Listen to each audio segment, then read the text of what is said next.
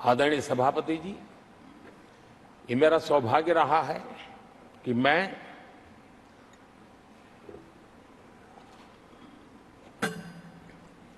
प्रधानमंत्री प्रधान सेवक के रूप में यहां आया। उसके पहले लंबे अरसे तक मुझे मुख्यमंत्री के रूप में सेवा करने का अवसर मिला था और इसके कारण मैं अनुभव से सीखा हूं कि फेडरलिज्म का महात्म्य क्या होता है और उसी में से कोऑपरेटिव फेडरलिज्म और उसी में से कॉम्पिटिटिव कोऑपरेटिव फेडरलिज्म, इन विचारों को मैं बल देता आया हूं। और इसीलिए जब G20 समिट हुई तो हम दिल्ली में कर सकते थे, हम दिल्ली में बहुत बड़ा तामझाम के साथ मोदी की वाहवाही कर सकते थे, लेकिन हमने ऐसा नहीं किया।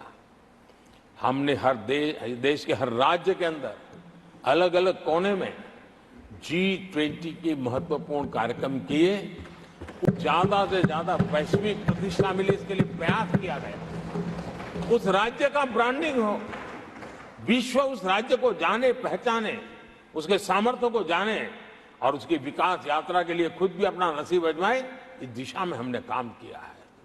क्योंकि हम जानते हैं कि फेडरलिज्म के और रूप होते हैं। आदरणीय सभापति जी, जब कोविड के खिलाफ हम लड़ाई लड़ते थे, जितनी बार मुख्यमंत्रियों के साथ संवाद हुआ है, शायद हिंदुस्तान की आजादी के इतिहास में इतने कम समय में इतनी बार नहीं हुआ है, हमने किया।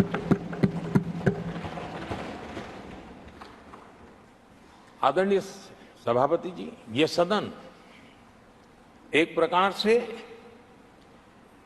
राज्यों से जुड़ा हुआ सदन है और इसलिए राज्यों के विकास के कुछ फोकस एरिया, उसकी चर्चा इस सदन में करना मैं उचित मानता हूं और मैं कुछ आग्रह भी साझा करना चाहता हूं। आज हम एक ऐसी स्थिति में हैं जहां हम अगली क्रांति का नेतृत्व कर रहे हैं। इसलिए सेमीकंडक्टर्स और इलेक्ट्रॉनिक मैन्युफैक्चरिंग जैसे सेक्टर्स में हर राज्यों ने बड़ी प्राथमिकता से साथ अपनी नीतियां बनानी चाहिए, योजनाओं लेकर के आगे आना चाहिए। और मैं चाहता हूं कि राज्यों के बीच विकास की स्पर्धा हो, निवेश आकर्षण करने वाली नीतियों में स्पर्धा हो, और वो भी गुड गवर्नेंस के माध्यम से हो, स्पष्ट नीतियों के माध्यम से हो। मैं पक्का मानता हूं कि आज जब विश्व भारत के दरवाजे पर दस्तक दे रहा है, तब हर राज्य के लिए अवसर है। और जब ये राज्यों से जुड़ा हुआ सदन है, तो मैं आग्रह करूंगा राज्यों से कि आप आगे आइए और विकास की यात्रा में आप भी इसका फायदा उठाइए। रोजगार सृजन में इस राज्यों के बीच स्पर्धा क्यों न होनी चाहिए? फलाने राज्य की उस नीति के कारण उस राज्य में नौजवानों को इतना रोजगार मिला, तो दूसरा राज्य कहा है तुम्हारी नीति में मैंने +1 कर दिया तो मुझे ये फायदा मिला। रोजगार के लिए राज्यों के बीच में स्पर्धा क्यों नहीं होनी चाहिए? मैं समझता हूं कि ये देश के नौजवानों के भाग्यों को बदलने में बहुत काम आएगा। आज नॉर्थ ईस्ट में सेमीकंडक्टर पर तेज गति से काम चल रहा है और इससे असम, नॉर्थ ईस्ट, वहां के नौजवानों को बहुत ही फायदा होने वाला है और साथ साथ देश को भी फायदा होने वाला है। और नॉर्थ ईस्ट की धरती, क्योंकि एक राज्य सरकार जब एग्रेसिवली नीतियों को लेकर के आती है तो उसका, आदरणीय सभापति जी, यूएन ने 2023 को ईयर ऑफ मिलेट्स के रूप में घोषित किया था। ये भारत की अपनी खुद की ताकत है। मिलेट्स हमारे छोटे किसानों की ताकत है और जहां कम पानी है, जहां सिंचाई की सुविधाएं नहीं, वहां पर मिलेट्स, जो कि एक सुपर फूड है, मैं मानता हूं कि राज्य इसके लिए आगे आए, अपने अपने राज्य के इस सुपर फूड को, मिलेट्स को लेकर के वैश्विक बाजार में जाने की योजना बनाए। उसके कारण दुनिया के हर टेबल पर हिंदुस्तान का मिलेट होगा, डाइनिंग टेबल पर, और हिंदुस्तान के किसान के घर में दुनिया से कमाने का अवसर पैदा हो जाएगा। भारत के किसान के लिए समृद्धि के नए द्वार खुल सकते हैं। मैं राज्यों से आग्रह करूंगा कि आप आइए। आदरणीय सभापति जी, दुनिया के लिए न्यूट्रिशन मार्केट, इसका सॉल्यूशन भी हमारे देश के मिलेट में है। ये सुपर फूड है, और जहां पर न्यूट्रिशन की चिंता है वहां पर हमारा मिलेट बहुत बड़ा काम कर सकता है। हम इस आरोग्य की दृष्टि से भी वैश्विक मंच पर ले जाने के लिए हमारे राज्य आगे आए, अपनी एक पहचान बनाए। आदरणीय सभापति जी, 21वीं सदी में ईज ऑफ लिविंग ये सामान्य मानवीय का हक है, और मैं चाहता हूं कि राज्य सरकार अपने यहाँ के नीति, नियम, व्यवस्थाएं उस प्रकार से विकसित करें ताकि सामान्य नागरिक को ईज ऑफ लिविंग का अवसर मिले। और इस सदन से राज्यों को अगर वो संदेश जाता है तो देश के लिए उपयोगी होगा।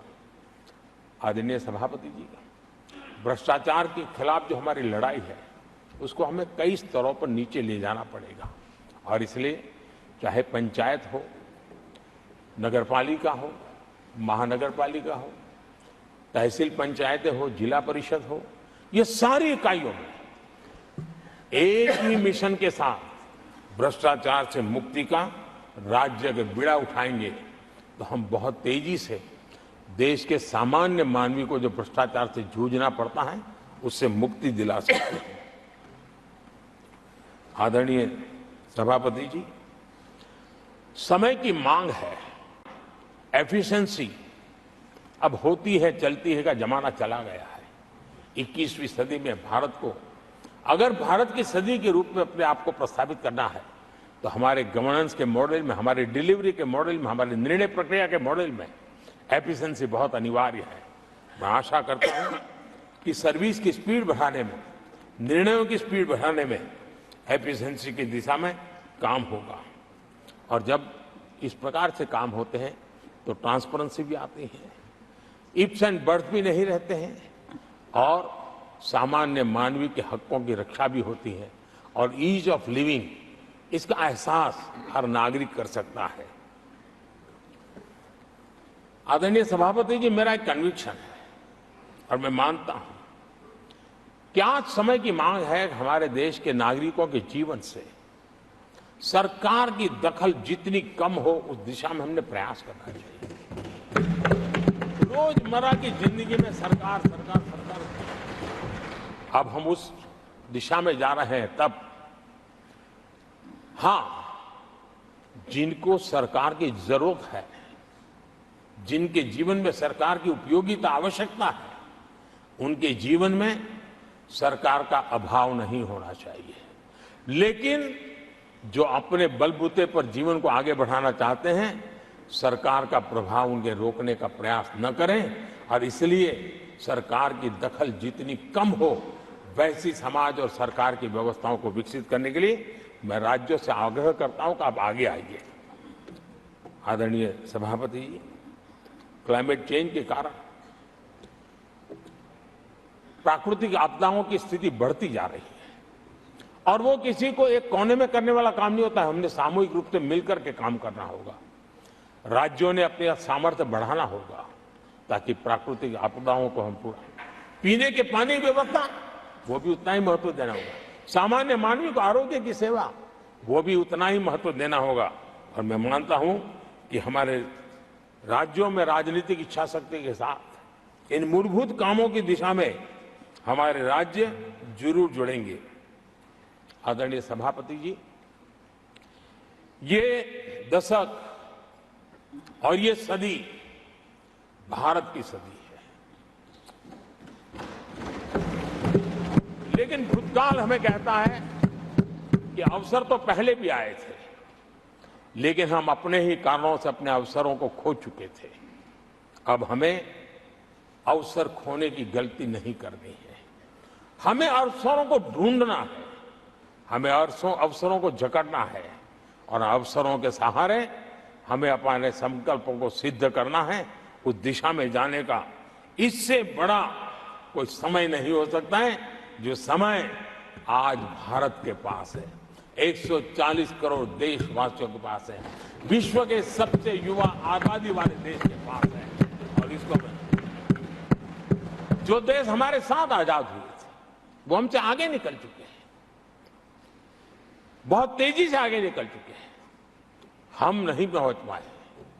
हमें इस स्थिति को बदलना है और इस संकल्प को लेकर के हमें जिन देशों ने 80 के दशक में रिफॉर्म्स किए, वे आज बहुत तेजी से एक विकसित देश के रूप में खड़े हो गए हैं। हमें रिफॉर्म्स को बुरा मानने की जरूरत नहीं है, रिफॉर्म से कतराने की जरूरत नहीं है। और रिफॉर्म करते हैं तो खुद की सत्ता चली जाएगी, ऐसे भयभीत रहने की जरूरत नहीं है। सत्ता को हथियार रखने की कोई आवश्यकता नहीं है। जितनी भागीदारी बढ़ेगी, जितने निर्णय की शक्ति सामान्य मानवी के हाथ जाएगी, मैं समझता हूं हम भी, भले हम शायद लेट हुए हो, लेकिन हम उस आकांक्षाओं को पूर्ण करने में उस गति को प्राप्त कर सकते हैं और हम अपने संकल्पों की सिद्धि कर सकते हैं। आदरणीय सभापति जी, विकसित भारत का मिशन ये किसी व्यक्ति का मिशन नहीं है, 140 करोड़ देशवासियों का, किसी एक सरकार का मिशन नहीं है, देश की सभी सरकारी इकाइयों का मिशन है। और हम एक सूत्र में, एक संकल्प के साथ मिलकर के चलेंगे तो हम इन सपनों को साकार कर पाएंगे, ऐसा हमारा पक्का विश्वास है। आदरणीय सभापति जी, मैं विश्व मंच पर जाता हूं, विश्व के अनेक लोगों से मिलता रहता हूं और मैं आज अनुभव कर रहा हूं कि पूरा विश्व निवेश के लिए तैयार है और भारत उनकी पहली पसंद है। हमारे राज्यों में ही निवेश आने वाला है, उसका पहला द्वार तो राज्य ही होता है। अगर राज्य जितना ज्यादा इस अवसर को जुटाएंगे, मैं इसको मानता हूं उस राज्य का भी विकास होगा। आदरणीय सभापति जी, जिन जिन बातों को हमारे माननीय सदस्यों ने उठाया था, उन सबको संकलित रूप में जानकारी देने का मैंने प्रयास किया है। और आदरणीय राष्ट्रपति महोदय ने जो अभिभाषण दिया, जो हमारे लिए दिशा निर्देश दिए हैं और देश के सामान्य मानवी के अंदर जो उन्होंने विश्वास पैदा किया है, इसके लिए मेरी तरफ से भी और इस सदन की तरफ से भी मैं राष्ट्रपति जी का हृदय से बहुत बहुत आभार व्यक्त करते हुए मेरी वाणी को विराम देता हूं। बहुत बहुत धन्यवाद।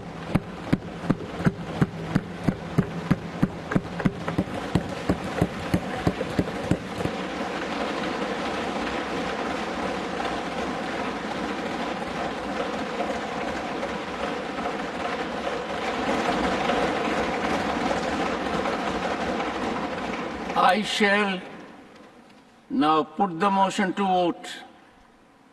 The question is that an address be presented to the President in the following terms: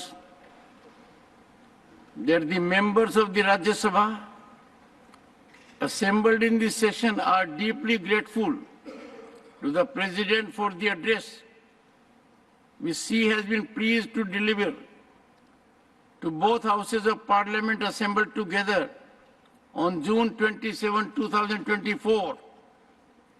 Those in favor will please say aye. Aye. Those against will please say no. I think the ayes have it, the ayes have it, the ayes have it. The motion is adopted.